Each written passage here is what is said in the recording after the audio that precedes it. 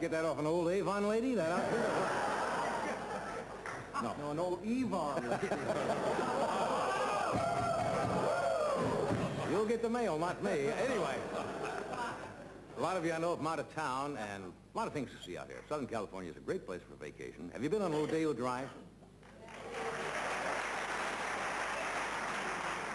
That is probably the most expensive street, they say, in the entire world now. Matter of fact, if you're in one of the shops and you happen to ask how much anything costs, a bell rings, armed guard comes out, they put you in a Rolls Royce and drive you to Orbox. You just don't ask. Well, let's see. The president, I guess, is now on his vacation. Yeah. The president, as you know, plans to take one of the longest vacations the president's taken in many years, a month away from Washington. I think Reagan wants the same thing. He's following his own advice, trying to get the government off his back while he's out at the ranch. And he just wants to relax at the ranch by riding his horse and clearing brush, chopping wood, and looking up at the beautiful California sky, counting the near misses.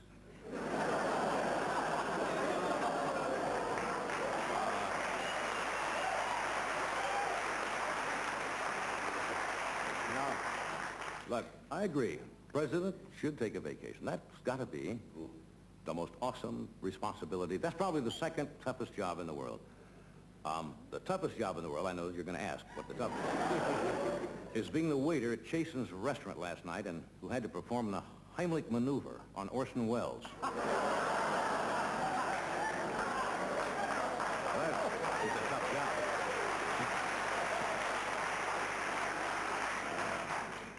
Speaker of the House, Tip O'Neill, is also on vacation. Poor Tip, he's lost so many battles there, and he took his defeat gracefully. He called President Reagan to congratulate him, and then calmly called the Auto Club to have himself towed away. You know what came out this week? You probably read it in the papers. The Emmy nominations came out, and as usual, everything on television was nominated. Everything that's ever appeared on the tube was nominated for something. Even Tom Snyder's interview with Charles Manson was nominated for an Emmy. Now, it's true, of course, that Charles will not be able to be there. But like a lot of people, like many celebrities, he'll send members of his family to accept. So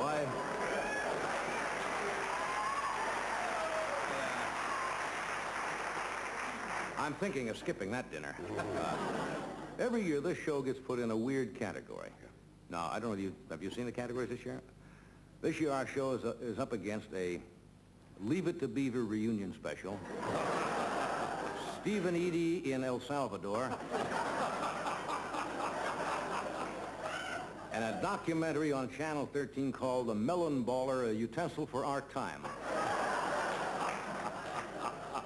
Weird. Do you know Benny Hill's in the same category? We're competing with Benny Hill. Yeah. No, but Benny, I like it. Benny is so confident of winning. Today, he already went in, ordered a formal gown, some patent leather pumps, in case he went. Well, let's see. How's the movie actor? I'm here, sir. Fred DeCordova, the movie actor, returned from New York, where he's working on a motion picture. Major motion picture. Well, that is, slate 'em, roll 'em. Of course, Fred is no stranger to motion pictures. He directed some of Hollywood's finest, including Ma and Pa Kettle Get Herpes.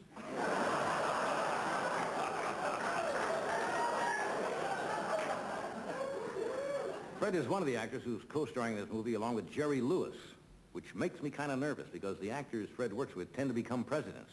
You see Jerry Lewis is president on the hotline? Did you see what Alexander Haig did yesterday? During a press conference, made a little slip of the tongue and said President Nixon instead of President Reagan. Yeah. Nixon happened to be watching, and he yelled into the kitchen. He says, "Pat, call Mitchell. Al got us back in."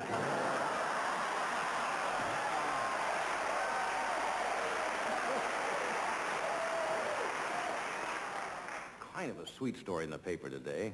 A 14-year-old dog, police dog, named Frosty, was retired with honors yesterday from the Los Angeles Police Department after 14 years of service. He's with the L.A. Canine Corps, and they say during his career he sniffed out $3 million worth of marijuana.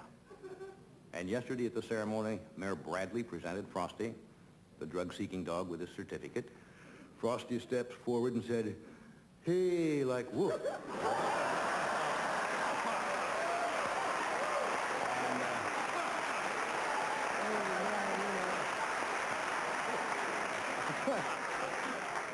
Frosty is really well trained. He not only goes on the paper, he rolls it. You can spot Frosty among the other police dogs. He's the only one wearing a Sony Walkman listening to a Miles Davis tape. Imagine a dog sniffing out $3 million worth of pot. Or as Laurene Green would say, the street value is $21 million to you and me. Anyway, we got a great show for you tonight. Dudley Moore is here tonight, a very funny man on a big hit picture. Franklin the Guy, and a young lady called Landon, or Laurene Landon you will meet, and somebody else. I think we have something else planned, don't we? Possibly. Yes. If you're on your best behavior. Thanks for coming. We'll be right back.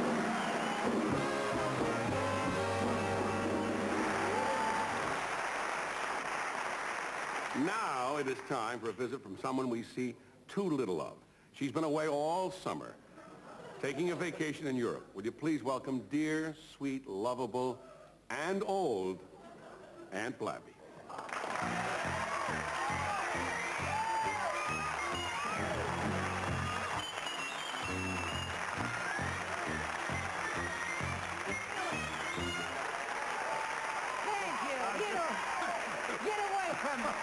Hello, Aunt I'm Blabby. not falling down yet. We haven't seen you in so long a time. Yes.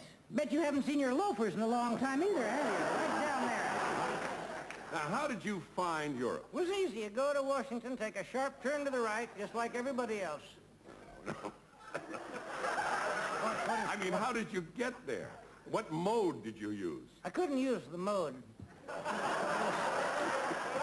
It was occupado the whole flight. I almost bailed out over at Texaco station, right above Iceland. What was your first stop? England. Ah, England.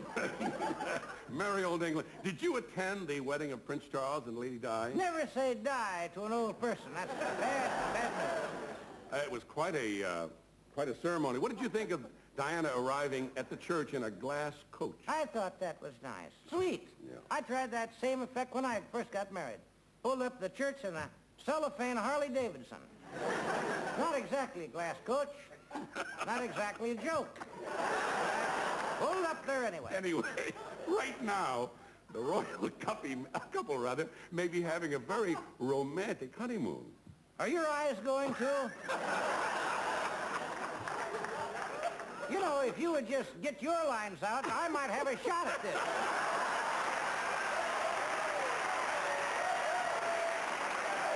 You see, one of us has got to do it right. And since I'm getting paid more, I should do it right. Okay, well, I'll set it up again. Good, do that. I imagine the royal couple are having a very romantic honeymoon. Kind of doubtful. He's 12 years older than she is. Oh, you don't believe in a May-December marriage that that'll work out? Well, I don't think a May-December marriage will last, but you could have a hell of a Labor Day. Even when you do it right, sometimes. In England, did you go to any pubs? Any what? Pubs. You better believe it. I haven't drunk that much since me and the mister killed 4 quarts of Ripple once and tried to milk the Buick. We were blazing. Oh. What was your next stop? Besides coming out here. Gay Paris. Oh. Do you speak French? Just enough to get around, such as, pardonnez-moi, monsieur, est-ce que le bonbon marche en vie? Ah, what does that mean? Means, pardon me, sir, do gumdrops jog? Comes in real handy. Did you make it? I think I'll join you. Did you make it to Italy? Italy. Did you make it to Italy? If you did, would you want to talk about that at all? No, I don't. I hear there are a lot of statues in Italy. I didn't know that.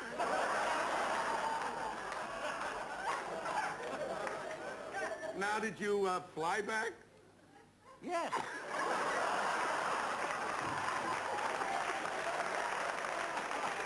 Yes, I did. I heard you flew back on the Concorde, the plane that flies at twice the speed of sound. No. Well, yeah, you get bad information. Yes, I didn't do it.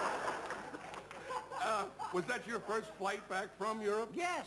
Will you be going there again soon? No. Thank you. Good night.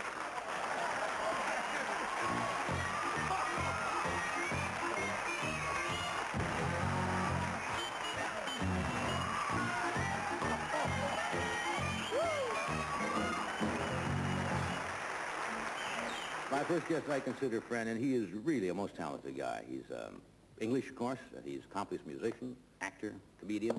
The latest movie is called Arthur, which is a hysterically funny picture with John Gielgud and Liza Minnelli. Would you welcome Mr. Dudley Moore?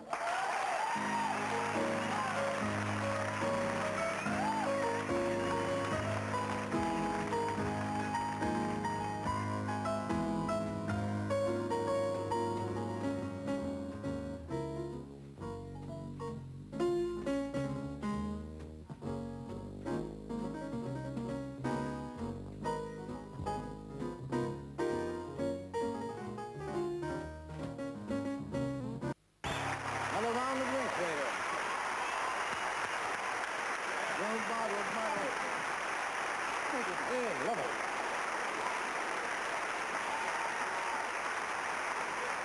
Another round of drinks at this table, waiter. Yeah.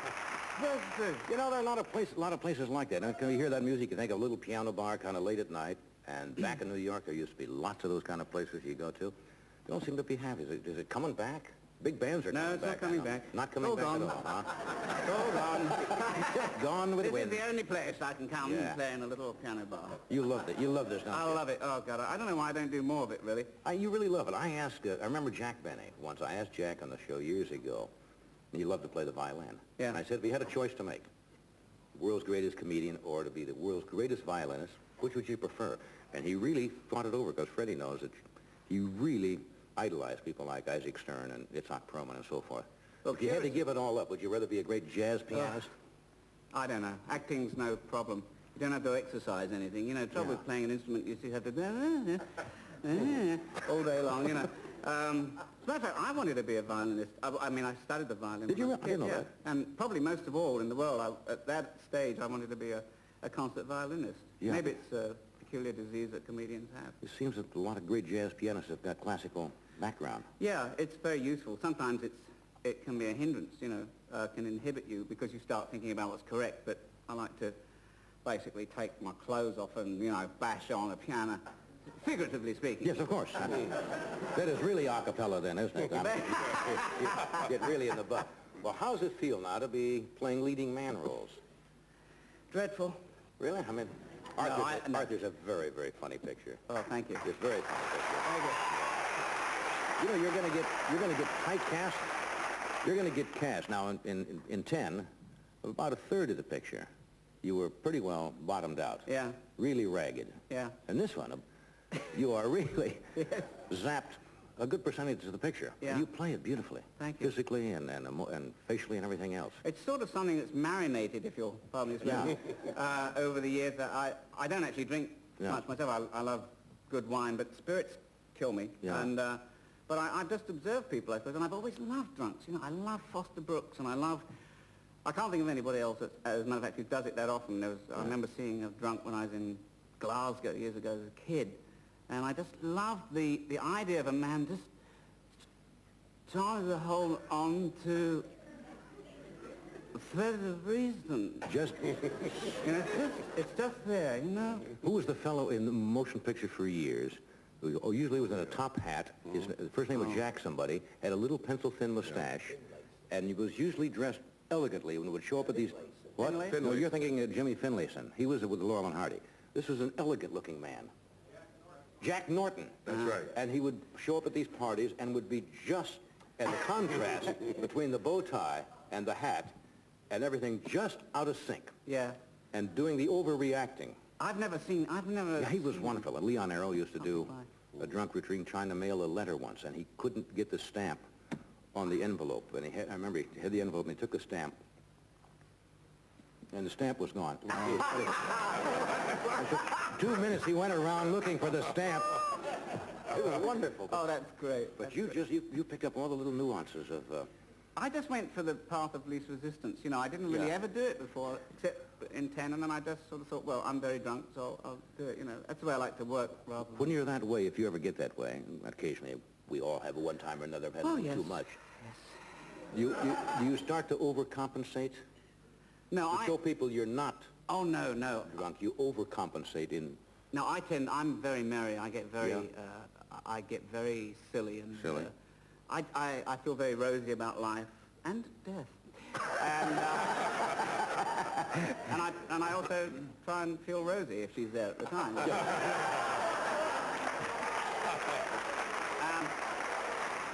That's the kind of material we need in the sketch. It's high-class A material. Why don't we open a club? Do you ever think? Well... Do you ever think of opening a Dudley Moore's Jazz Club and start the whole cycle over again? Well, in many ways I'd love to. I'd feel compelled to be there, I suppose, more than once a month. Yeah, that's the problem. You gotta, but I don't know. I was saying to you while we were dancing in the interval, that I think the best times, in many ways, some of the happiest times, if not the happiest times, maybe I'm just being nostalgic about it, but in 1961, I was playing in a club till about 5 in the morning. I've never been happier, and I've never got so much energy out and real ecstasy, you know. Absolutely. So what the hell am I doing? That's right. Just get back there and get in that little club. I'm going to read a quote.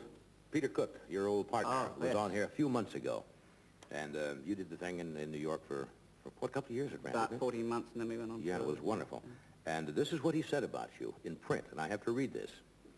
Because people have always talked about your height. You're not the tallest of fellas. How cruel. No, no. I want to read what your friend and partner said. As opposed to you, who can only be cool, it seems tonight. This is what Dudley, for Peter said about you. Like so many small men, Napoleon and Adolf Hitler to name but two, Dudley has a superficial charm and warmth that deceives many.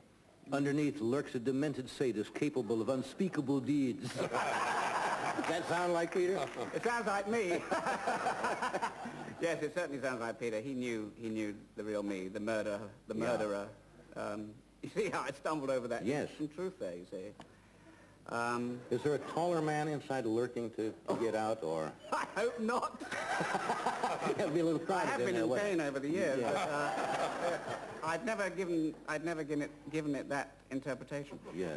No, I used to feel that I wanted to be rather taller in my earlier days, but I've sort of succumbed to the exigencies of fate and life, and I don't mind being this tall at all, really. Yeah. Tall. Tall. Yes. And your current lady friend is rather tall. Oh, I can barely see her, you know. On a clear day. On a clear day. I won't ask you what you can see. No, I can't. I mean, you have been, as they say, keeping company. What do they say in England? You're not going steady. They say keeping company, best friend. Been seeing this bird. Seeing this bird? Been seeing this bird, you know. Susan Anson. Yeah. Mm-hmm. And no, she's 5'11" and I'm 5'2½", and people say ne'er the twain do meet, but we do. Hi, Susan. No, funny enough, it never has become a factor. You know, people say, well, you're very attracted to tall women. Well, I have no choice. Most women are taller than me, you know.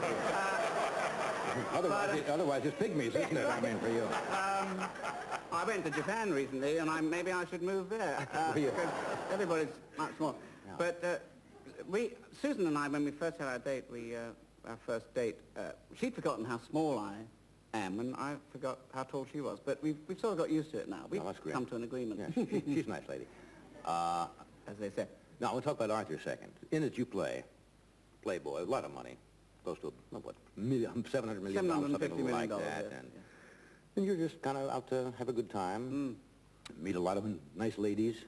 You know, the great pairing in here is with you and Gielgud, with that elegant quality, playing off of that. That's a smart... It's like counterpoint music. Yeah, it's wonderful. He was so perfect in that role, you know, with that sustained, very cool, slightly contemptuous air, you know, as opposed to Arthur, who's just out of control. Yes.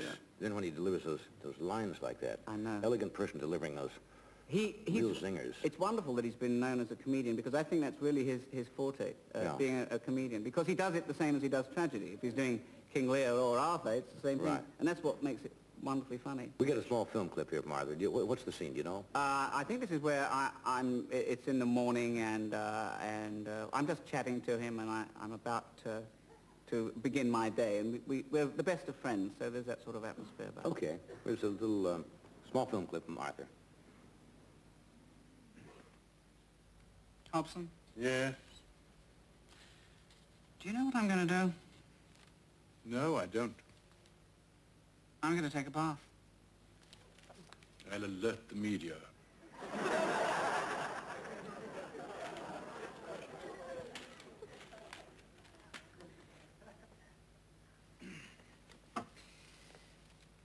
Do you want to run my bath for me?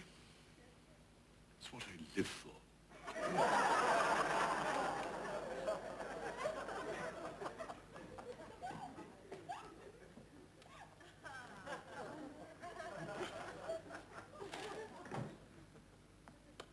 Yes? Hobson, this is Arthur. Yes. How delightful to hear from you. How about a picture of martinis? No, thank you. Oh, Hobson, I'm not going to face my father sober. If you don't bring them, I'll have someone else do it. I'll bring them. Thank you. Say goodbye. Goodbye.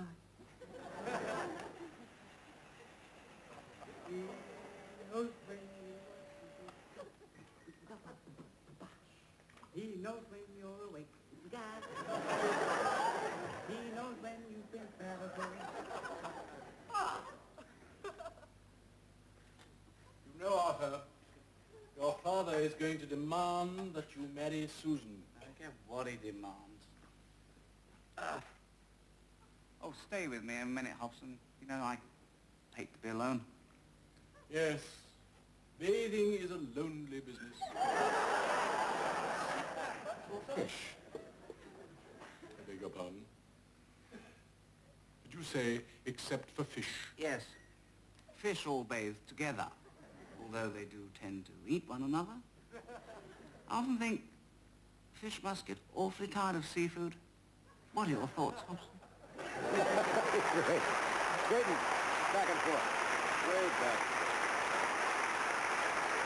Trying to figure who's the straight man. You're both playing straight and both doing comedy. Yeah. But that's wonderful. Wonderful combination. And the picture's doing great, I hear. Just doing marvelously. The word of mouth is terrific on it. Yeah. What are you going to do next? You got the next thing already planned? Yeah, I have a film called Dangerously, which is like a comedy adventure, which I'm doing in about 6 weeks. Very good. When we come back, would you go to the piano again and do something for us? Yes, I'd like to play the theme for Martha, which has been written by Burt Bacharach. All right. We'll take a break here and we'll be right back.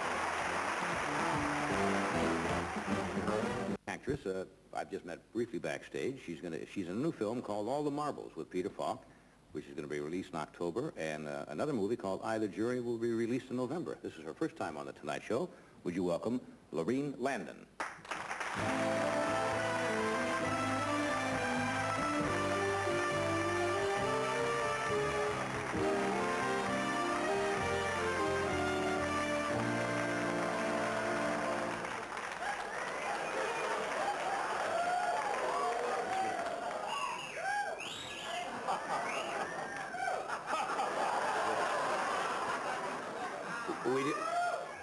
We did not book it this way. No. Just to make you feel insecure or anything No, else. I feel quite at home, actually. At home is where the heart is, I guess. Or what else? You are tall, aren't you? I didn't realize Yes, that. I'm 5'8" and a half. Yeah, you were sitting down when we said hello. And, Yes, I was. Yes, yes, you were. Of course you were. Then you walked out here, and that's in bare feet, obviously. No, I'm in heels. I'm 6'1" No, I mean- in heels. Oh, 6'1". Yeah, I'm 5'8" and a half, 5'9" actually. In between there, about 5'8" and 3/4. Yeah. Yeah, Pretty close on that also. I don't know. I'm about 5'11" in heels myself. That's with the formal pumps. I mean, Yeah, of right. course, you could do Yeah. that. I was going to say, have you always been tall? Of course you haven't always been tall. When you were born, you were probably a little teeny girl, but... Ever since I was in 4th grade, I was about 5'8", and I wore size 10 shoes also in 4th grade, so I'm about as long as I am. My feet are as long as I am tall. Most guys would, like to be tall, but for a girl it can be a hazard, right? Because to find guys taller than you are now becomes a problem. Well, actually, I was always taller than most of the guys I went out with, gentlemen I went out with in school. Yeah. And I was taller than my teachers even, and it presented quite a problem because people used to make fun of my height. Yeah. And how's the weather up there? the Biggies dude like with the that, huh? altitude, everything Yeah. like that. Really no good new tall jokes, and everybody says, they say, where are the new tall jokes coming from? And I really don't know. Were you in girls' sports at all? Yes, I played sports in high school and in college, and I was always competing with my brother in school. I beat him at a forward position in the basketball team in high school. I played on the boys' team. I did. Did they allow that then? Pardon? Now they do, I guess. Yeah, they do now. We did back then. What high school was this? It was, I'm embarrassed to say, the high school. Why is that? Because it was El Monte High School, but that's where. You're kidding. What's wrong with? Oh, it's my sister. What's wrong with El Monte High School? Oh, I don't know. Everybody used to make fun of us coming from that school. Were you all tall then in El Monte? Yes, most of us were tall. Yes, indeed. Yes. Dreadful handicap. Yeah. Dreadful. The men were very short in high school Yes, for some reason. They always are. They Yeah. always are. But, yes, fine. Getting back to the Christian Science, what I basically wanted to say was...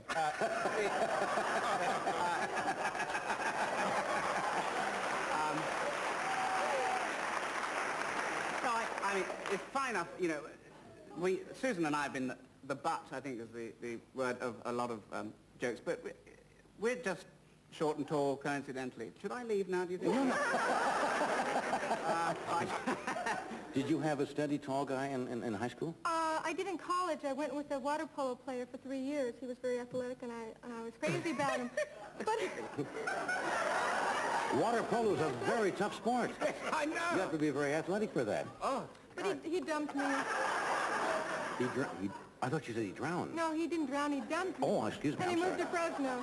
he dumped you? Yeah, I beat him in the 100 meters, the dash, swimming, and I guess it intimidated him or something. See, guys don't like that sometimes. They don't like girls to be too competitive because it takes away I from love their... sports. I love sports Oh, so much. yeah. I'd rather play sports than do anything. Yes, yes. What's your favorite sports outside of jump ball? My favorite sport...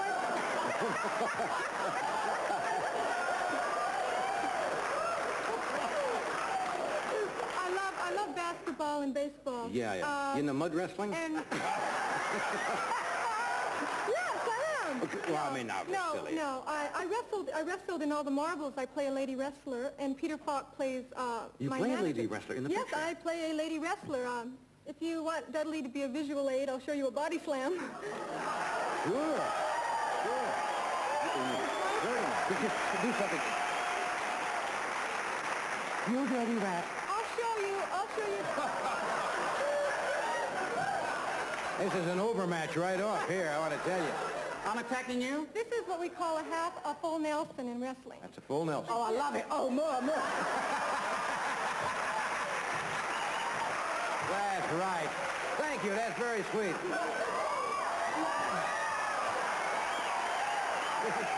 I see.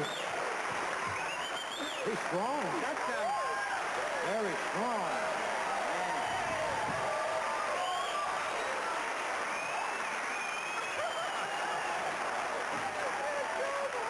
Going to be Hernia City tomorrow, but... Did you have a good time tonight? I had a great time. Thank you. Yeah, well, that's all right. Thank you. Okay. Nice girl. Where will you, outside of the movies, will you be performing anywhere soon? Performing wrestling or acting? Whatever. Acting, wrestling? Or... I have another film coming up called Serpent. Larry Cohen is directing it. Yeah. And we're going to New York, and we're going to Mexico to shoot it. I went to New York to do the jury recently. Yeah. And it was quite an experience. I'd never been to New York before. Really? I was terrified of the airplanes, though. Yeah. Terrified of airplanes. I hope the pictures turn out very well for you. Thank you very much. It's nice to have you with us tonight. Thank you kindly. I appreciate it. Well, thank you kindly for coming. I appreciate it. And thank you kindly, too. No, thank you kindly. No. You got it. Thank you. Good night.